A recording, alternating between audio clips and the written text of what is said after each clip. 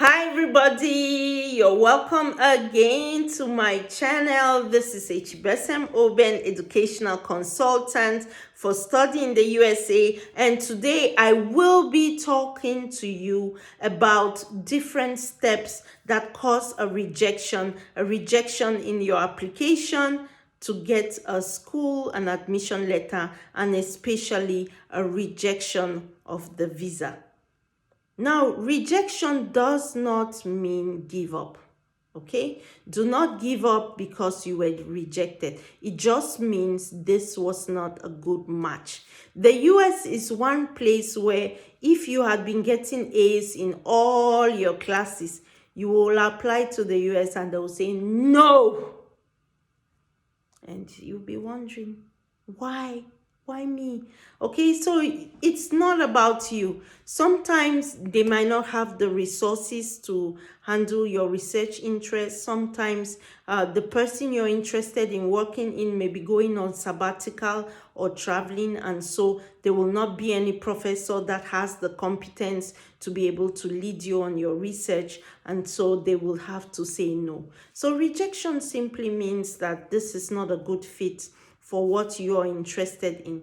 And that's why I always advise that you apply to 2 to 3 schools, and this gives you an assurance that if one school sends a rejection letter, 1 or 2 schools will send, yes, we do want you, we have the resources for you, we are ready to receive you, and you can go ahead. Now, one of the things that makes people to get rejected for admission, many times just simple things like not reading what you were asked to do. So maybe you're asked to write a personal statement, and it states there, tell us your academic background, tell us your interests, and tell us what you're going to do after school. And then when you write your own personal statement, you're like, I really want to come to the US. I've always been dreaming of coming to the US. In fact, US is where I want to come. I promise that if you give me the opportunity, I will study very hard. I promise I'll make you, what is it? Is it motivational speaking or is preaching? Okay, so you want to take your time meticulously to read the directives that the program for admission requirements. So go to the page for admission requirements and look what is expected of me. For some people, they will tell you, we want a personal statement of 500 words. You write 2 pages, which is 1,000+ words. No. If you can't follow those simple instructions, is it a 2-year master's course that you will follow? Okay. Some people just outright falsify their documents. Hey, people. Now, if you can't have faith in yourself, how will falsified documents help you? When you go and sit in class, you'll be mumungombe.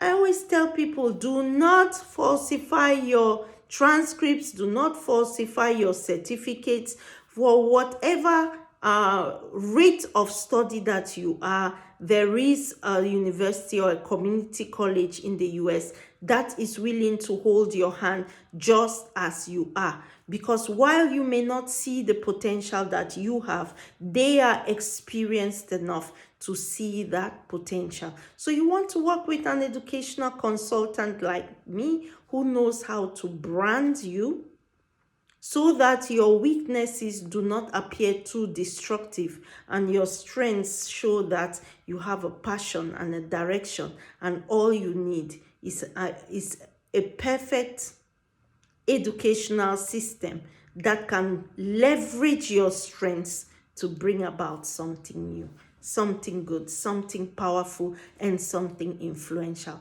So please do not go paying people to falsify your documents. Use your documents as they are, explain them.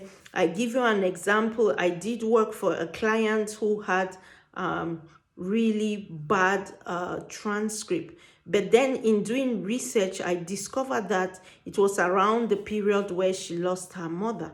And so we explained the results as coming out of the depressive time of having lost her mother. She had excellent advanced levels, good A's, good B's, but on the transcript side, it wasn't that good.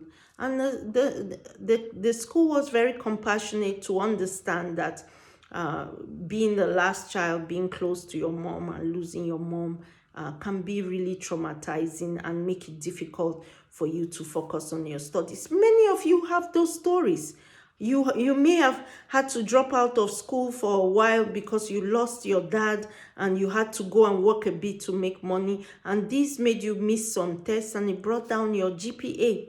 You may have had to study and work at the same time because you're also supporting your younger siblings, and this may have taken a toll on your GPA. Your academic statement gives you the opportunity to explain these circumstances, and very often the application form will ask the question, are your transcripts a true reflection of your academic identity? And you want to say, no, it's not.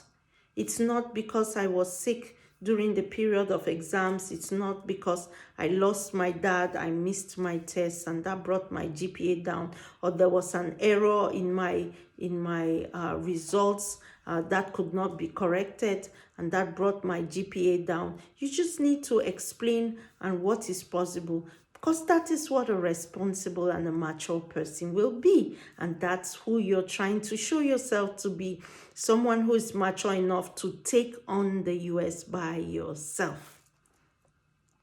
Now, one of the reasons people get turned down for scholarships, one, you do not have the proper GPA to qualify for the scholarship. So a scholarship will say, to qualify for this scholarship, you need to have 3.2 GPA or 3.3 grade point average on 4, not on 5. Okay, so you want to read the fine lines to know, do I qualify for this scholarship? Sometimes when you do your search, you can write a scholarship for GPAs of 2.5, and you might discover schools that give scholarships based on need rather than on merit. Okay, they give scholarships to first generation university students, means you're the first in your family to reach this level of studies. They will give you a scholarship for that. So please do not falsify your documents. Use them as they are and just explain the circumstances that made you not to be at your best. At the embassy, the biggest reason for rejection of visas is financial. Is that your finances were not well prepared. Now, in the past, the embassy used to permit you to come with 1 year of financial documents. They do not do that anymore. So your university will allow you show 1 year of financial documents and give you an I-20. But when you go to the embassy, you must be prepared to show financial documents that cover the entire length of your studies. So if you're going for 2 years studies, look for 2 sponsors. One person will help you pay first year, and the other person will help you pay second year. And however, if it's a loan, it's a gift, it's a family initiative, all of that, you can have as many sponsors as you need. You can have 5 people sponsor you and give you bank statements. The most important thing is that it should be genuine. They should be there to stand in for you. The US discovered with COVID-19 that it shut down the university, so international students did not have work because there were no work on campus.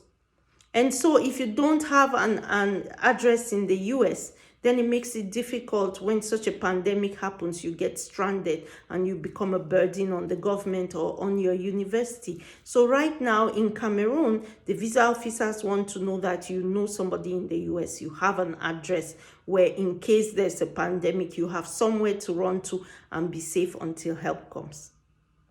In the past also, they used to accept bank statements entirely from Cameroon, but with COVID, Cameroon blocked money from going out.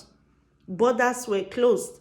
And so they also want to know that if you have a sponsor in the US, that's to a bigger advantage because there is money in the US for you, knowing that there might be a pandemic again and the money back home might be routed to other needs of the family and they may not even be able to get the money to you. So financial tends to be one of the biggest reasons why people are rejected for the visa interview. And of course, who your sponsor is a big reason. That person, when you pick a sponsor, the person has to have gone to the US legally, won DV lottery, went as a student, turned into a work visa, and turned into a legal resident, or maybe married and is living in a happy marriage and is willing to be your sponsor. So thank you. These are two major reasons that people get refused for visa. Your financials are not good. Go and change them when you're going for a second interview, because they will ask you what has changed. The person who is your sponsor is not okay, or you did not show proof of return to Cameroon, or your return on investment is very shaky. You should know that the US visa officers are doing you a favor to stop you from wasting money. So if they detect that you're not yet emotionally strong enough to face the US, you're not sure of where you're going, okay, and you don't have people to support you, they're most likely going to say no. Thank you very much for tuning in. Subscribe down in the channel, subscribe, get it all, get it all, get it all, get it all. And in our next video, we are going to be talking about which flight is the best. Thank you for tuning in and keep watching.